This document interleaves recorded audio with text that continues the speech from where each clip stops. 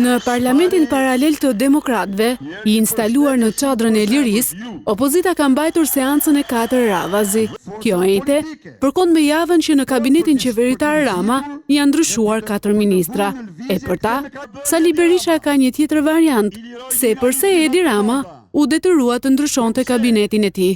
Deshet heqish 6 ministra, kur të nxorën videon e Escobarit, ku ti e duke bërë orgji në hotelin e ti, atëherë u tërhoqe.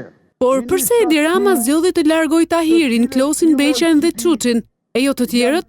Sali Berisha ka një tjetër argument. Nuk shkarkon do ti Lindita Nikollën, e cila me pamjen e saj ngjyllore fsheh një vjedhje monstruoze të fëmijëve të Shqipërisë, shtrimin e parave të tyre, nuk mund të shkarkosh ti Madame Striptizën, jo që nuk e përgënjeshtron, po përgjigjet me Thatcherin.